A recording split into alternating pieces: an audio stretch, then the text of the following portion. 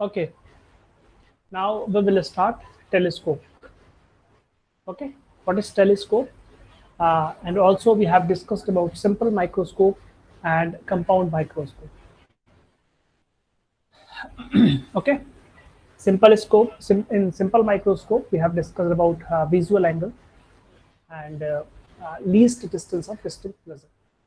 And also compound microscope, the eyepiece will work as a simple microscope. Okay, objective lens, near the objective lens the object is placed. Because the object is placed near the lens or convex lens, that's why it is called objective lens. And eye is placed near the lens, and that is called eyepiece. And eyepiece will work as a simple microscope here. Okay, in compound microscope, uh, you have seen that uh, the objective lens was smaller objective lens was smaller, and eyepiece was larger in focus, larger focal length, larger aperture. Okay, and the objective lens was small aperture, small focal length. Okay, and in the telescope, what is telescope? Telescope is used to see the object which is kept at a large distance. बहुत ही दूर कोई object रखा होगा, उसको पास करके देखने के लिए हम लोग यूज करते हैं, बड़ा नहीं करते। बड़ा ऑलरेडी है वो बहुत ज़्यादा। जैसे अगर हम मून को देखें, मून तो ऑलरेडी बहुत बड़ा है, उसको बड़ा करके नहीं देखते हैं, हम क्या करते हैं, पास लाके देखते हैं, है ना।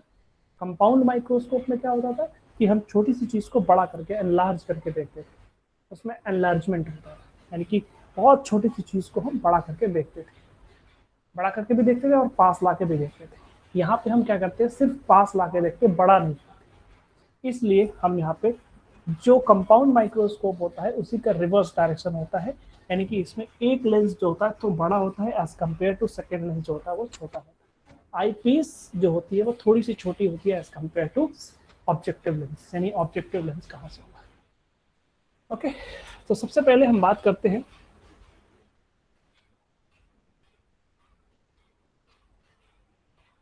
एक ऑब्जेक्टिव लेंस। अभी फिगर मत बनाना, मैं थोड़ा सा बना लूँ उसके बाद।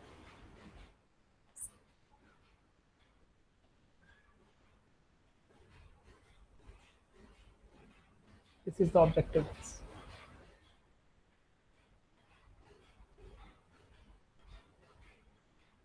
ये ऑब्जेक्टिव लेंस है, थोड़ा सा बड़ा होगा।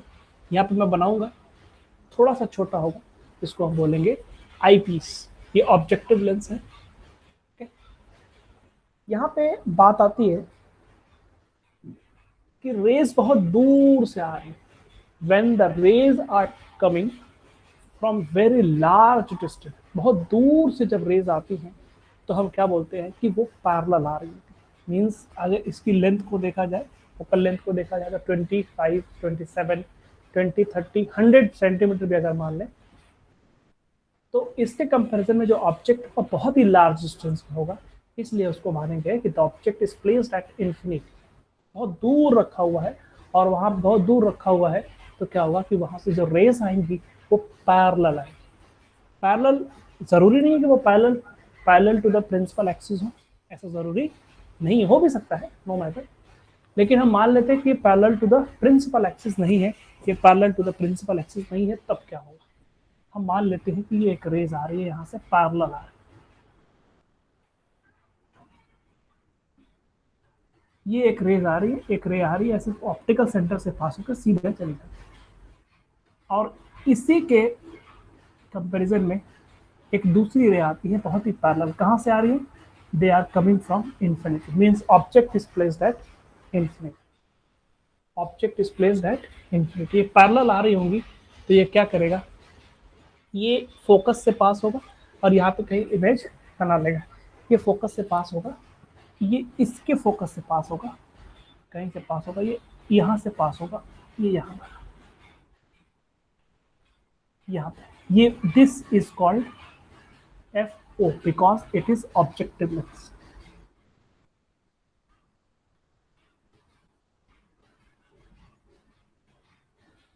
Objective lens. गेटिंग और not? If it is yes then you can write yes. मैं भी समझता हूँ, हाँ तुम लोग समझ में आ रहा है कि नहीं? Yes, it is clear.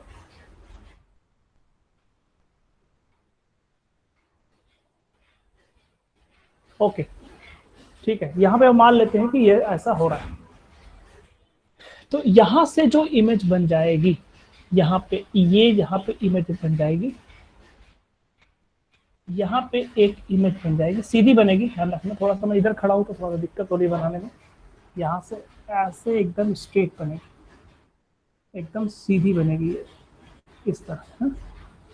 ये एक इमेज यहाँ पे बन जाएगी जो कि क्या होगी, रियल होगी और डिमिनिस्ड होगी। रियल एंड डिमिनिस्ड, छोटी बनेगी, बहुत ही छोटी बनेगी एज कम्पेयर टू ऑब्जेक्ट। ये बहुत छोटी बनेगी, बहुत छोटी, है ना, बहुत छोटी बनेगी।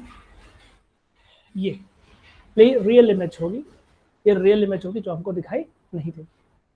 रियल इमेज हम नहीं देख पाते हैं, सिर्फ सिर्फ हम वर्चुअल इमेज देख पाते हैं। चूंकि हम इसको देख नहीं पाएंगे, इसलिए क्या करेंगे, हम एक ऐसा लेंस यहाँ पे रखते हैं, एक ऐसा लेंस रखते हैं जो कि उस रियल इमेज का,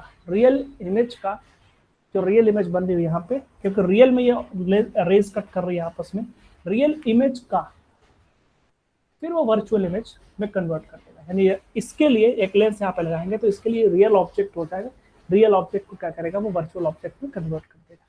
वर्चुअल कोई भी लेंस हम लेते हैं, सॉरी लेंस अगर हम कॉन्वेक्स लेते हैं तो वो वर्चुअल तभी बनाएगा कि when the object is placed in between focus and optical centre. यहाँ पे बनाएगा। मजेदारी बात, ये बात पहले भी बता चुके हम लोग, compound microscope and simple microscope में भी।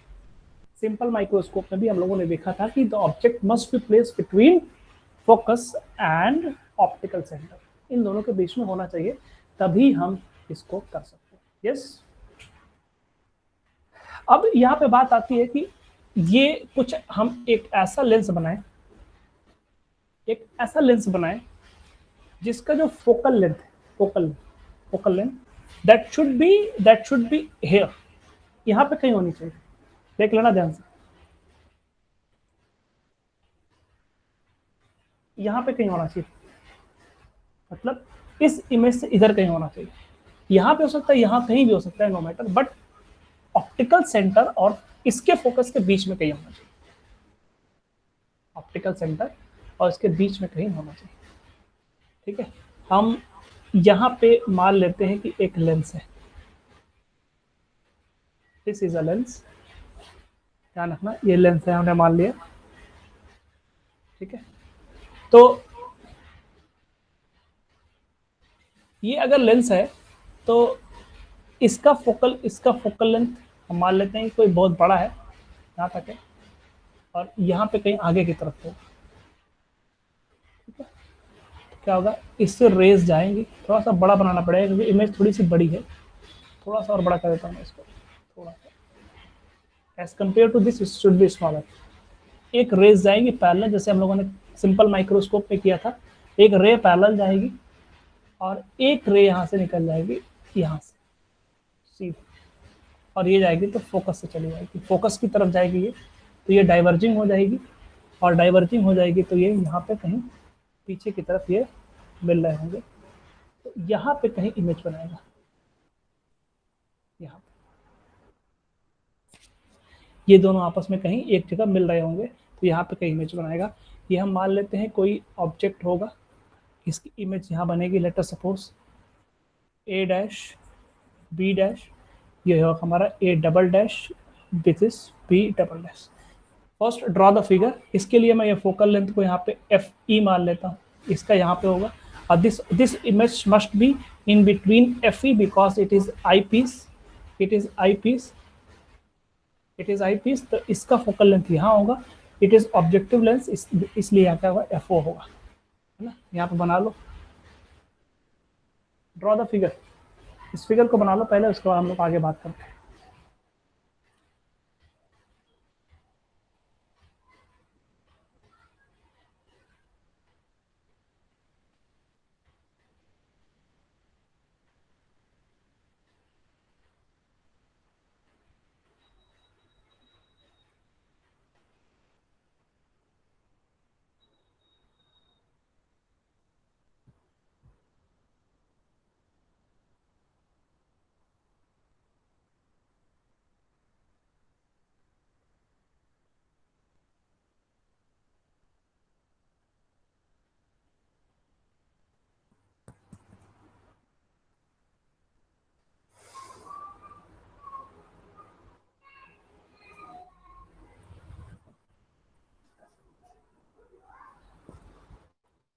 Draw the figure, then we will discuss.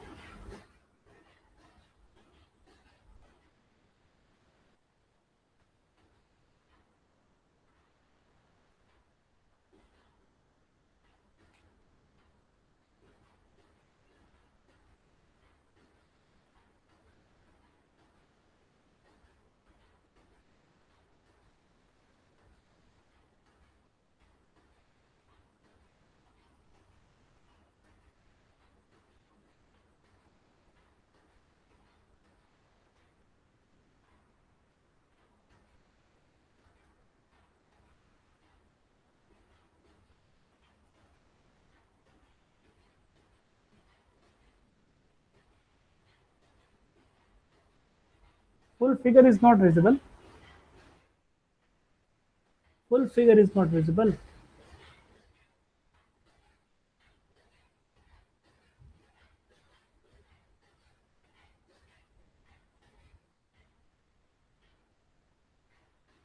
Anyone who is getting full figure, this is last. B double dash यहाँ पे हो सकता है कि बी डबल डैश ना दिख रहा हो, दिख रहा है बी डबल डैश, थोड़ा सा फिगर बड़ा है, क्या करें. It is visible and this point is also visible, I think, and this point is also visible. Visible होना चाहिए भाई, ऐसा नहीं है, मैं देख रहा हूँ अपने लैपटॉप पे सब कुछ विजिबल है, एवरीथिंग इज विजिबल और बहुत क्लियर आ रही है, एचडी वीडियो आ रही है.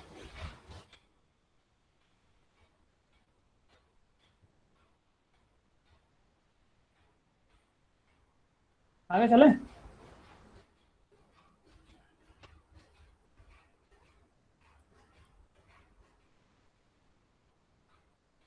It may be your network problem. It may be your network problem. Should we proceed? Yes or no?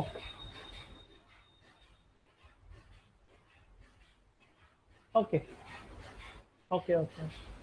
यहाँ पे अब बात कर लेते हैं हम लोग थोड़ा सा. देखो, दो चीजें हमको निकालना है सीरियसली. मैग्नीफाइंग पावर सब कुछ पता है आपको, beta upon alpha, that is the angle subtended by the angle subtended by the image and angle subtended by the. लिखो यहाँ पे मैग्नीफाइंग पावर, इसका मैग्नीफाइंग पावर थोड़ा सा फर्क होगा, देख लेना. Magnifying power, write down magnifying power.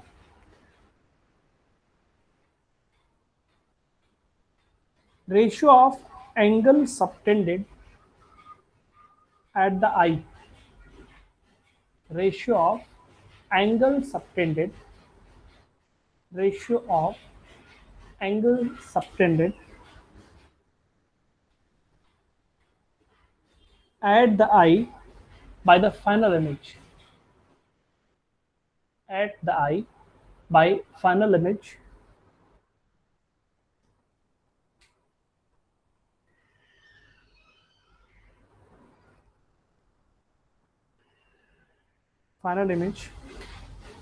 formed at least distance of distinct vision. Formed at least distance of distinct vision.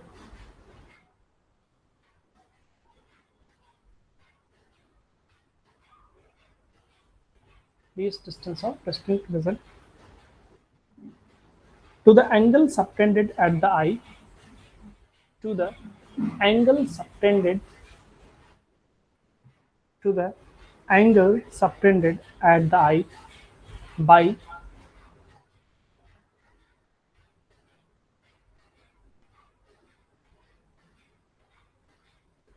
the object at infinity.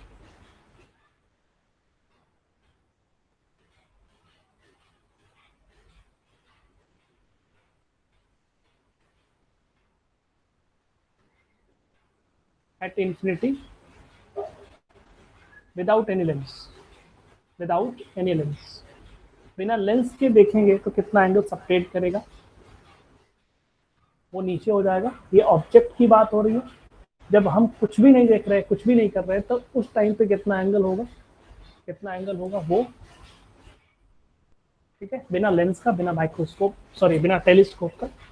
और जब ईमेल इमेज जो फाइनल इमेज बन गई है वो कितना एंगल सबटेंड कर रही है, वो इन दोनों का रेशियो हमारा क्या कहलाता है। हाँ, जब हम बात करेंगे ये ऑब्जेक्ट जो होगा, इमेज जो फाइनल इमेज बन रही है, that is on least distance of distinct present की बात कर रहा है इस पर्टिकुलर केस में। तो ये मैक्सिमम मैग्निफिकेशन की बात कर रहा है, मैक्सिमम मैग्निफिकेशन।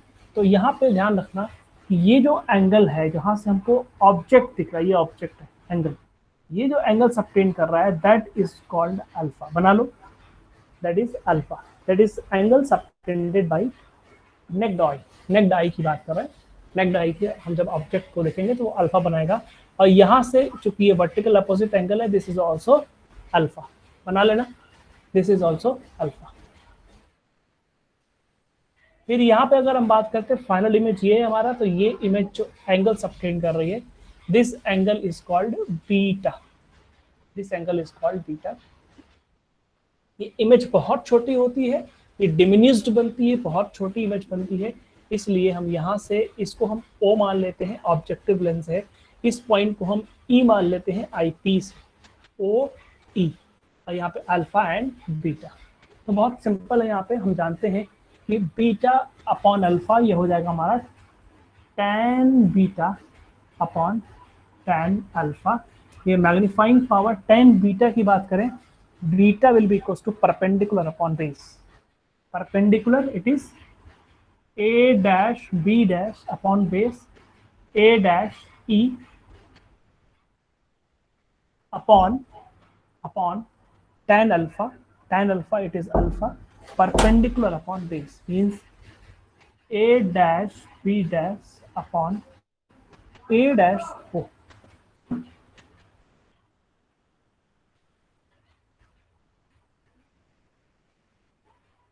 ओके, यहाँ पे बात करेंगे a डैश b डैश तो कैंसिल हो जाएगा, ये ऊपर चला जाएगा, ये नीचे आ जाएगा, हो जाएगा a dash o upon a dash e, a dash o upon a dash e। a dash o क्या हो जाएगा, a डैश o, यहाँ पे ध्यान रखना ये इन्फिनिटी से रेज आ रही है और एक पॉइंट पे फोकस हो जा रही है। इन्फिनिटी से जब रेज आती है तो फोकस होती है, एक पॉइंट पे फोकस होती है। तो ये जो पॉइंट है, एक मिनट, ये पॉइंट ये होगा, सॉरी फॉर दैट, फोकस पे हो रही है ना, इस तरह जा रही है, तो ये फोकल प्लेन पे मिलेंगी, यहाँ पे ये वाला फोकस होगा FO, यहाँ पे होगा A डैश वाला हमारा पॉइंट होगा वो फोकस हो जाएगा, क्योंकि फोकल प्लेन पे ही तो फोकस होंगी।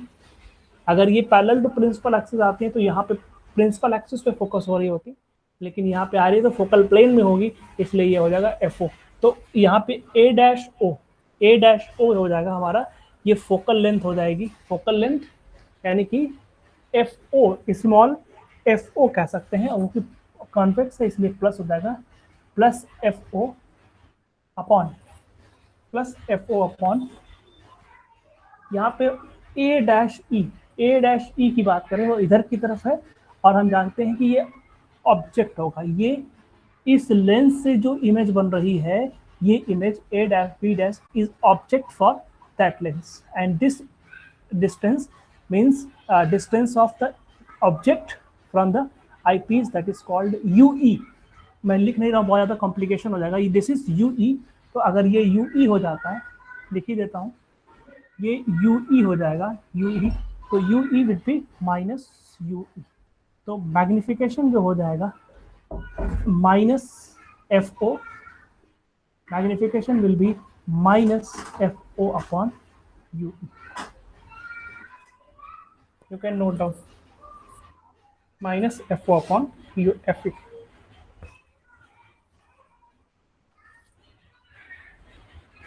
ये जनरल फार्मूला हो गया, इसमें केस नंबर 1।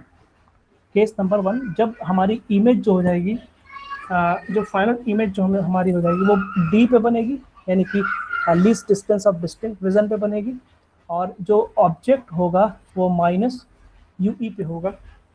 ऑब्जेक्ट जो होगा वो माइनस यूई पे होगा, और जो फोकल लेंथ होगी that will be equals to F F E sorry F ई।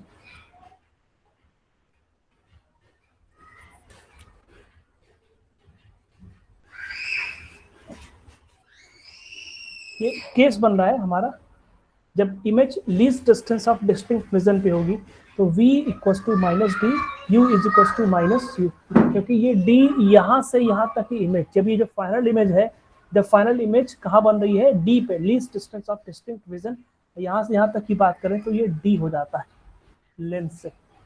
तो इधर की तरफ है इसलिए माइनस, यू ई भी माइनस, और एफ जो होगा एफ ई, चूंकि हम आई पीस की बात कर रहे हैं आई पीस पे, इसलिए एफ ई हो जाएगा। यहाँ पे हम अप्लाई करेंगे फार्मूला, यहाँ पे फिर से मैं कर देता हूँ, 1 upon F means 1 upon F E, that will be equals to 1 upon V minus D, sorry minus D minus 1 upon minus U E. तो 1 अपॉन यू ई, ये प्लस हो जाएगा, अब ये इधर आ जाएगा, तो 1 upon U E that will be equals to 1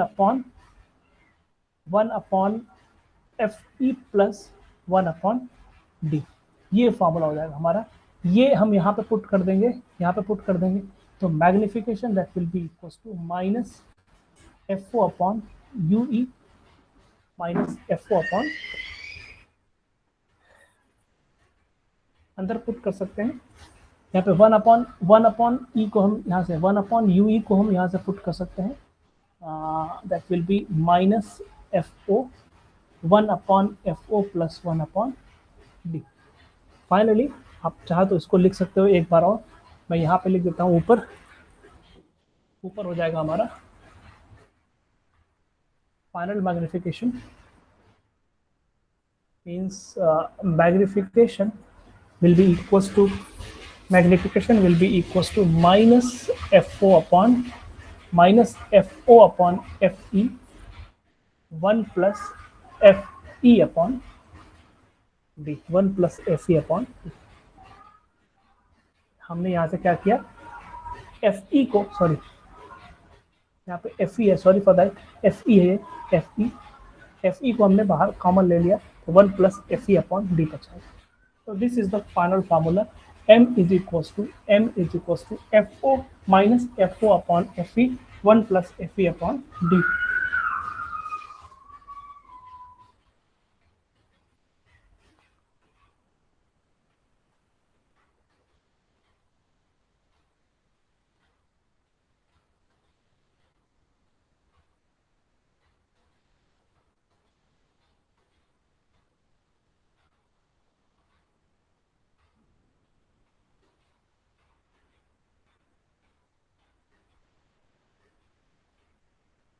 Video is not clear. Anyone? Video is very clear.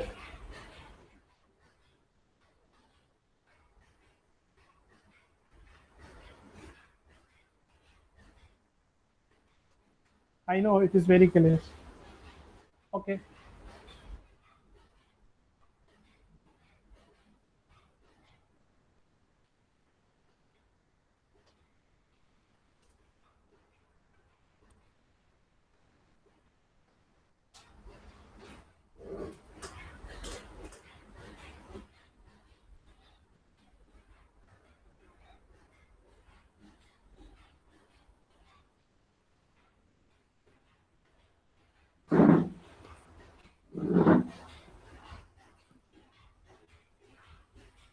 Done.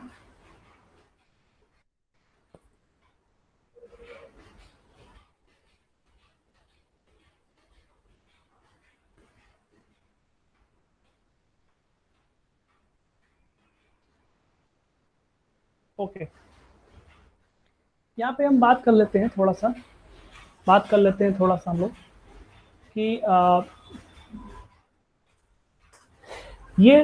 ये था हमारा, जब ये इमेज जो है वो इन between F E and focal length बन रहा है, जब इमेज हमारी एफ ई यानी जो ये वाला लेंस है उसके फोकल लेंथ और ऑप्टिकल सेंटर के बीच पे इमेज बन रही थी, तब ऐसा हो रहा था।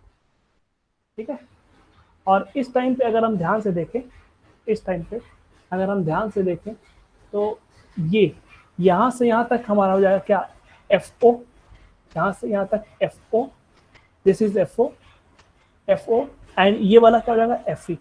तो हम यहाँ पे सिंपल सी लैंग्वेज में लिख सकते हैं इस पर्टिकुलर केस में length of the telescope that will be equal to mod of F O, वैसे प्लस में लेंगे, और यू ई भी प्लस में लेंगे, यू ई, यानी कि लेंथ ऑफ द टेलीस्कोप कह सकते हैं, या हम बोल सकते हैं कि length distance between the lenses that is L is equal to F O plus U. यहाँ से यहाँ तक एफ ओ है और यहाँ से यहाँ तक यू ई है, एफ ए प्लस यू, लिख सकते हो इसको। अब इसका दूसरा केस है when v is equal to minus D, तो होगा v is equal to minus D होगा, कोई दिक्कत नहीं है, let u is equal to minus D.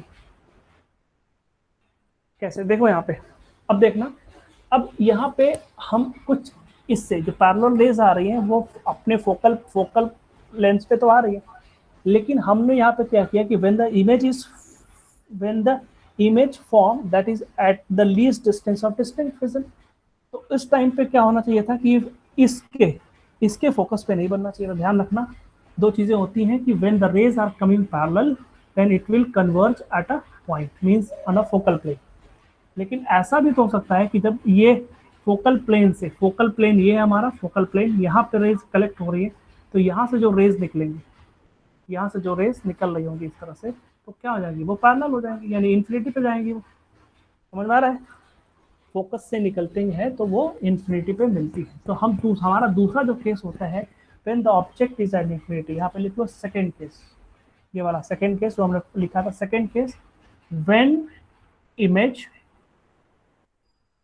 formed is at infinity, when the image formed is at infinity, v is equals to infinity, u is equals to minus ue, same यहाँ वाला फंडा, v is equals to infinity, image infinity पे बन रही है, और यहाँ पे बात आ रही है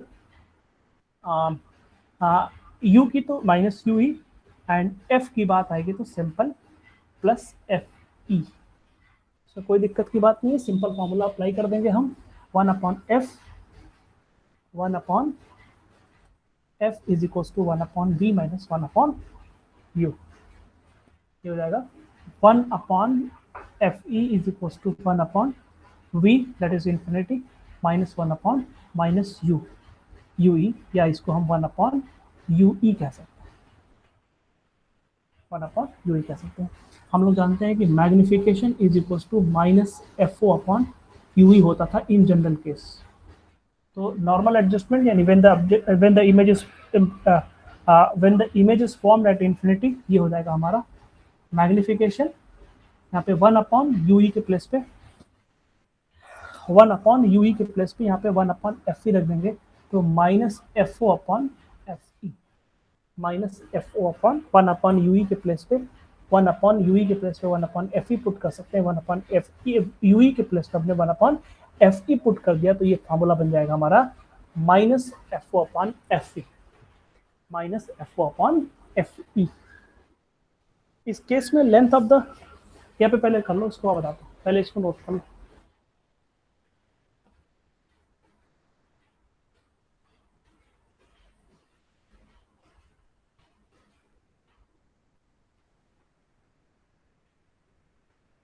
यहाँ पे हम बात करते हैं ये नॉर्मल एडजस्टमेंट की, तो थोड़ा सा फिगर में बना दूं, फिगर बना दूं, इसी को मैं थोड़ा सा अरेंज कर रहा हूँ, आपको बनाने की जरूरत नहीं है। ये रेज आ रही थी यहाँ पे, फोकस से बनाए थे, इसका फोकस हमने यहाँ बनाया था, नहीं, ऐसा बनेगा कि जहाँ जहाँ ये इमेज बन रही वहीं इसका फोकस एडजस्ट कर दिया जाए, तभी तो ये पैरेलल रेज आएंगी, फोकस से बनेगी, और इस वाले का फोकस भी वहीं होगा, तो इमेज फोकस से बन रही है तो क्या करेगा, ये इनफाइनाइट पे हो जाएंगे। तो रेज क्या कैसे आएंगी, ध्यान रखना, ये हमको इन्फिनिटी पे नहीं बनाना है, फिर से बता देता हूँ, बनाने की जरूरत नहीं है डायग्राम आपको, मैं सिर्फ बता रहा हूँ आप लोगों को कि इसका एफ ओ और एफ ई दोनों एक ही पे होता है, एफ ओ और एफ ई दोनों इसी एक ही पॉइंट पे होता है। तो ये बताओ कि FO और FE जो एक ही पॉइंट हो जाएगा, तो ये क्या करेगा, इस पे अरेंज करेगा, कन्वर्ज कर देगा इमेज को यहाँ पे, ठीक है। यहाँ पे एक पॉइंट इमेज बनेगी, बहुत छोटी इमेज बनेगी। उसके बाद क्या होगा कि चूंकि इसका भी फोकस यही है, इसलिए जो रेज जाएंगी तो ये इस तरह से चली जाएंगी, और ये भी क्या होगा, हमारा फोकस से जाएगी। तो ये जो रेज होंगी वो रेज जो होंगी वो पैरेलल चली जाएंगी, ऐसे निकल के आएंगी, ऐसे और ऐसे चली जाएंगी। तो ये रेज जो होंगी वो पैरेलल जाएंगी, और इमेज जो होगा वो इन्फिनिटी पे बनेगा। तो इसलिए यहाँ से यहाँ तक FO और यहाँ से यहाँ तक FE हो जाएगा। तो इस केस में लिख लेना, इसी में यहाँ पे नीचे L is equal to FO length of the telescope that will be equal to FO plus FE, क्योंकि यहाँ से FO है और ये FE है, इसलिए हो जाएगा FO plus FE। in case when the image is formed at infinity, then length of the telescope that will be equals to mod of FO plus mod of FE. FO and FE that will be the distance between the lenses. ये बना लो, ये लिख सकते हो, चाहो तो इसको बना भी सकते हो, कोई जरूरी नहीं है, चाहो तो बना भी सकते हो, कोई दिक्कत की बात नहीं है। इस टाइम पे इमेज जो होगी वो इन्फिनिटी पे बनेगी।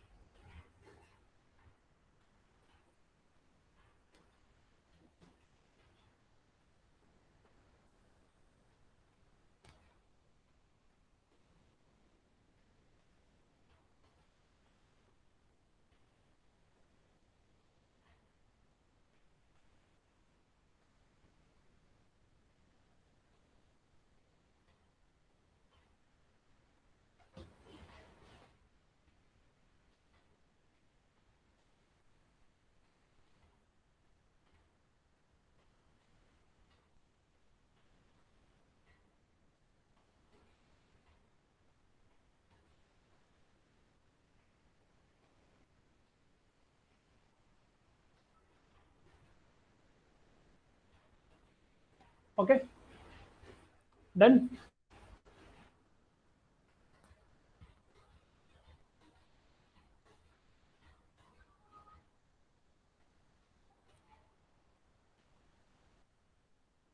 Okay okay okay, it is done, I think, very good. ठीक है, इसमें कुछ प्रॉब्लम्स आ जाती है ना। लिख लो इसमें पहले क्या, लिखो इसमें डिसएडवांटेजेस और डीमेरिट्स। डिसएडवांटेजेस, इसमें क्या है डिसएडवांटेजेस, उसकी बात हम लोग कर लेंगे, यानी कि डीमेरिट्स क्या क्या है। पहले नंबर पे फर्स्ट पॉइंट,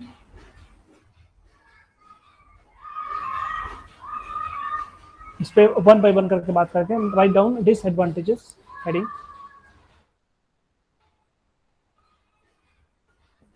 पहले नंबर पे लिख लेंगे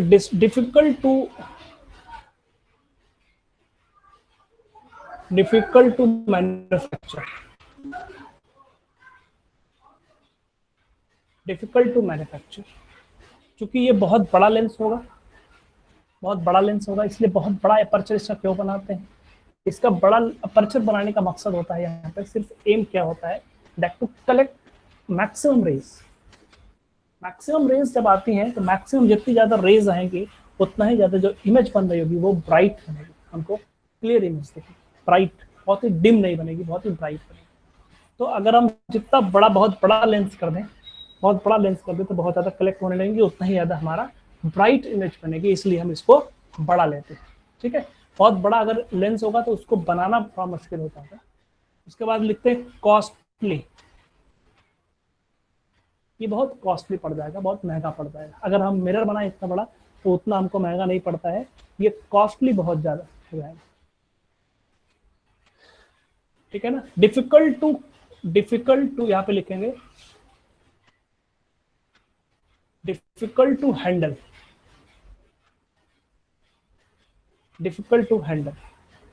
इसको इसकी हैंडलिंग मतलब एक जगह से दूसरी जगह ले जाना थोड़ा मुश्किल हो जाएगा, क्योंकि बहुत बड़ा लेंस होगा तो इसमें प्रॉब्लम है। डिफिकल्ट टू हैंडल ऑल्सो, इसमें ये तो उतना ज़्यादा इंपॉर्टेंट नहीं था, लेकिन इसमें दो तरह के एब्रेशन आ जाते हैं, spherical and chromatic aberration. Spherical और क्रोमेटिक एब्रेशन क्या होता है, देखो ध्यान से।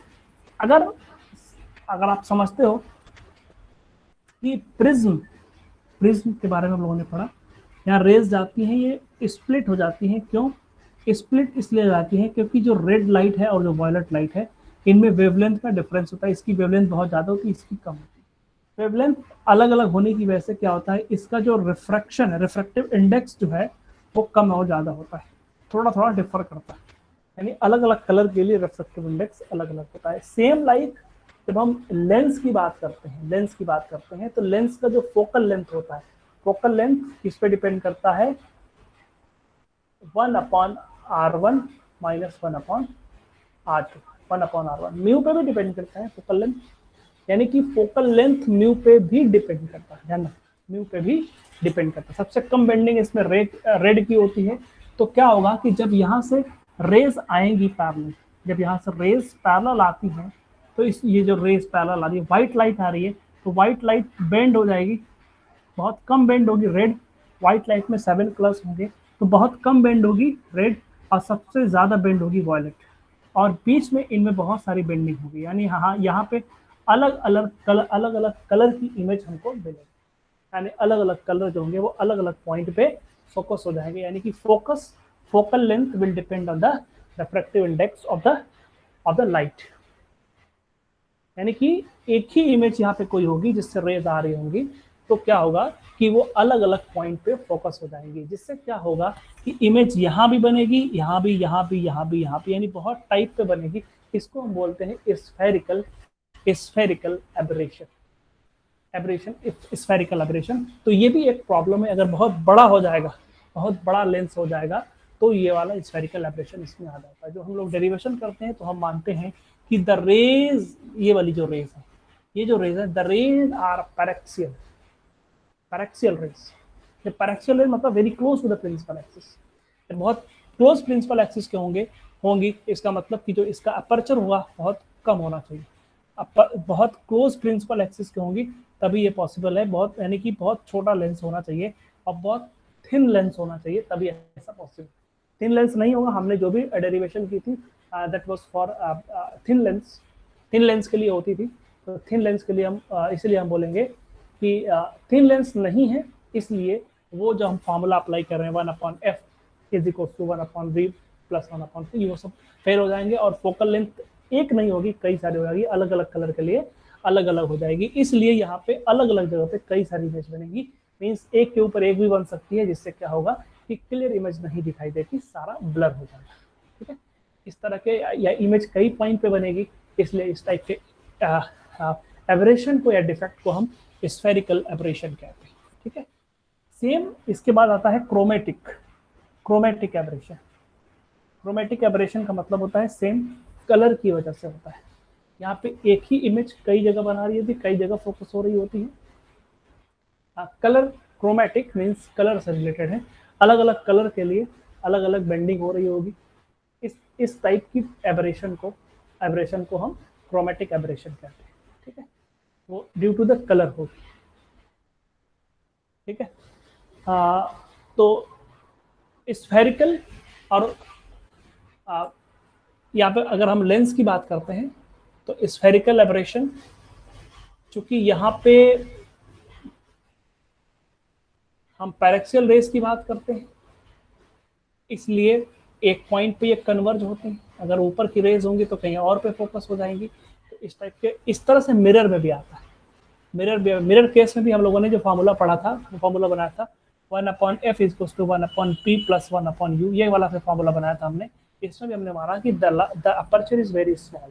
जब ये अपर्चर बहुत ज़्यादा हो जाएगा तो इमेज होगी, कोई यहाँ करेगी, कोई यहाँ करेगी, कोई इस तरह से करेगी, अलग अलग पॉइंट पे भी करेगी। यानी कि जो स्फेरिकल एब्रेशन है वो इसकी स्फेरिकल स्ट्रक्चर की वजह से, शेप की वजह से आता है। क्योंकि हम लोगों ने माना था कि बहुत जो वो है लेंस जो है बहुत ही कम रेज का, मतलब कम अपर्चर का है, रेज पैरेक्सियल है, इसकी वजह से जो एब्रेशन आ रहा है उसको हम स्फेरिकल एब्रेशन कहेंगे। तो ये चूंकि लार्ज है, ये भी लार्ज है, जिसकी वजह से भी एब्रेशन आएगा। इसलिए स्फेरिकल एब्रेशन लेंस में भी आता है और मिरर में भी आता है, शेप की वजह से होता है।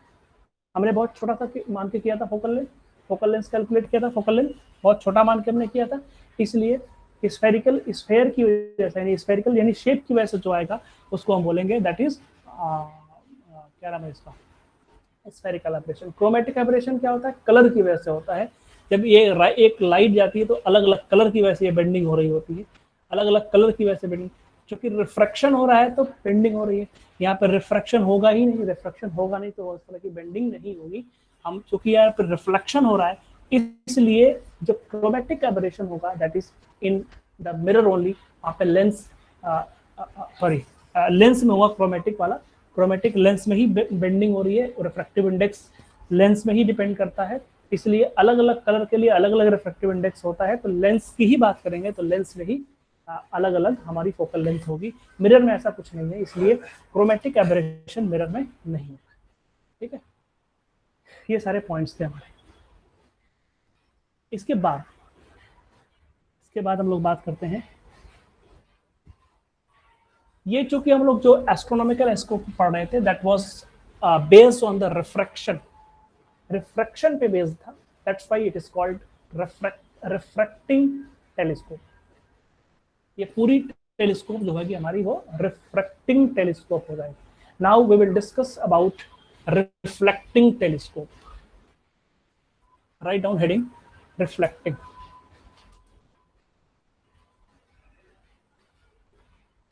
रिफ्लेक्टिंग टेलीस्कोप,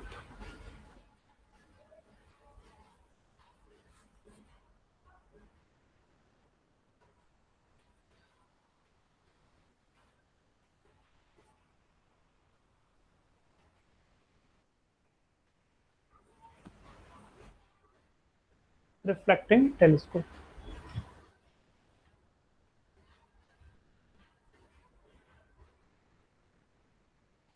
रिफ्लेक्टिव टेलीस्कोप में दो तरीके की होती है, एक होती है हमारी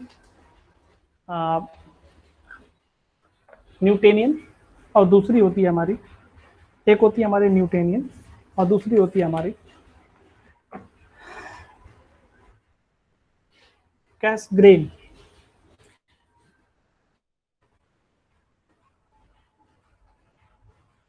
कैसग्रेन न्यूटोनियन।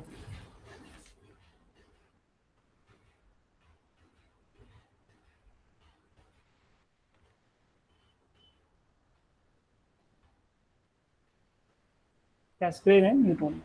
हम पहले बात करते हैं कैसग्रेन की।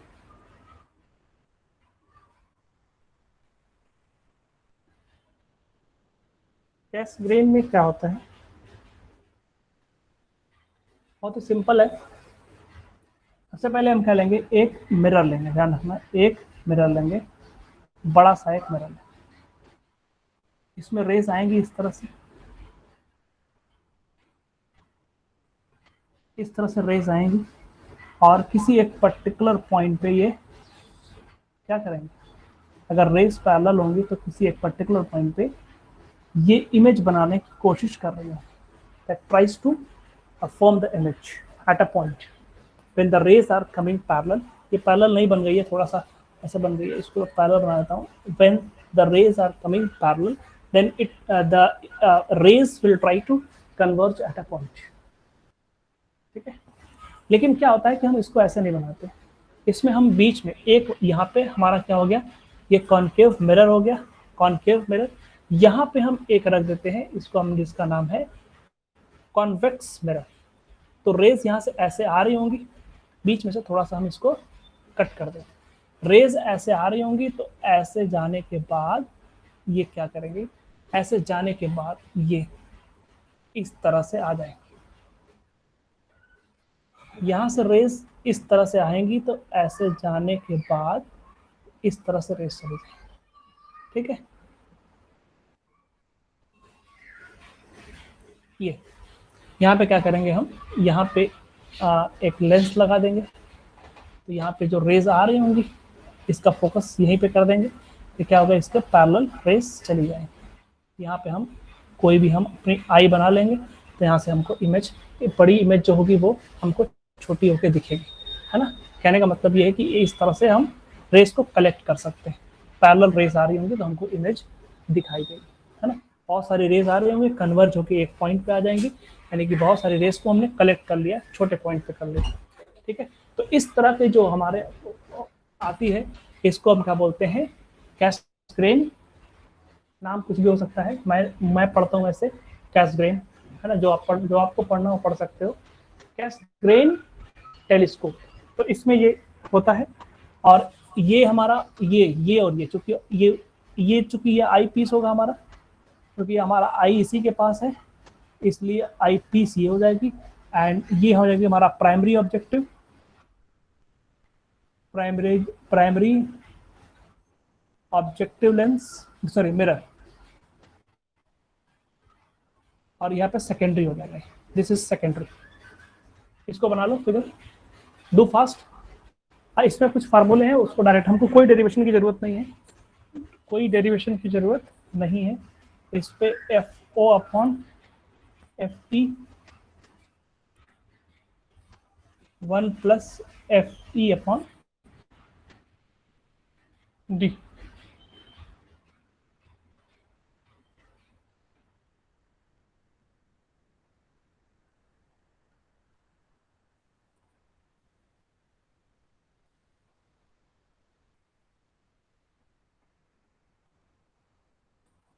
ये वाला होगा at least distance of distinct vision, और यहाँ पे दूसरा वाला फॉर्मूला हो जाएगा m is equal to F O upon F E, या एफ ओ को हम r/2 भी कह सकते हैं, अपॉन एफ ई। ई होगा at infinity, at infinity, infinity वाला केस है ये। डायरेक्ट हमको याद रखना है, कोई डेरिवेशन की जरूरत नहीं है इसमें, only try to remember the formula.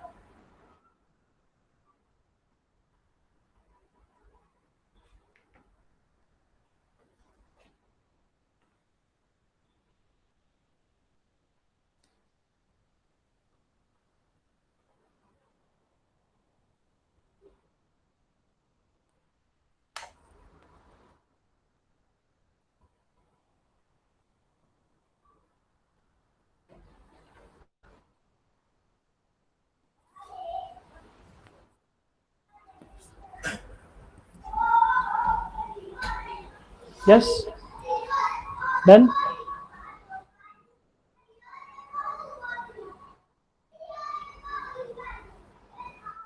Okay, now second point. Second point में कोई डेरिवेशन कुछ भी नहीं करना है, हमको सिर्फ फिगर बना देना। सेकेंड पॉइंट में फिगर बना देना है सिर्फ हमको। Write down Newtonian telescope. Newtonian telescope में हमको क्या करना है कि इसको इस तरह से नहीं रखना है ना, ये आई पीस यहाँ नहीं होगी, ये पूरा होगा, सॉरी, कंप्लीट होगा इस तरह से। और यहाँ पे क्या होगा कि हम यहाँ पे एक मिरर रख देंगे, मिरर 45 डिग्री पे एक मिरर रख देंगे।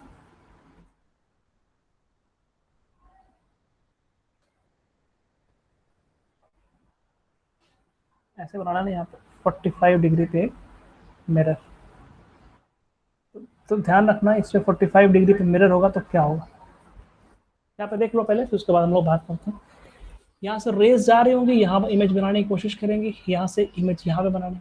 तो ये मिरर होगा, प्लेन मिरर से हम जानते हैं कि एक क्या बनता है कि इससे परपेंडिकुलर डायरेक्शन है, तो 45 बनाते हैं पूरा 45। इससे नॉर्मल यहाँ पे कहीं क्या बनाएगा, इमेज बनाएगा, देख लेना जहाँ भी बने, यहाँ पे कहीं इमेज बना रही हुई, तो रेज ऐसे आएंगी, इस तरह से कट करके जाएंगी, रेज ऐसे जा रही होंगी तो वैसे वापस आ जाएंगी, तो यहाँ पे कहीं इमेज बन रही होगी।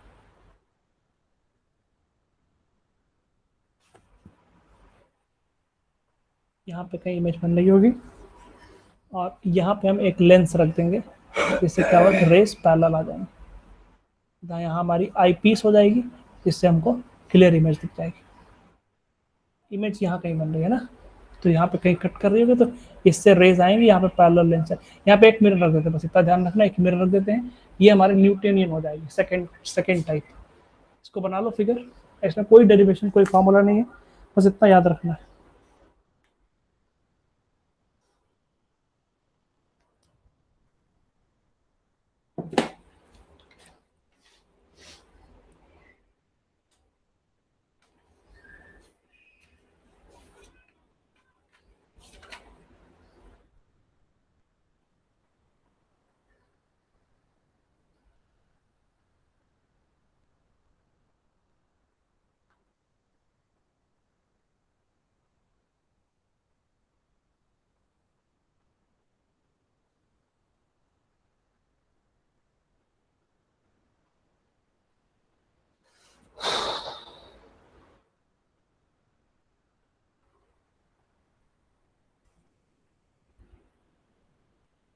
Okay done.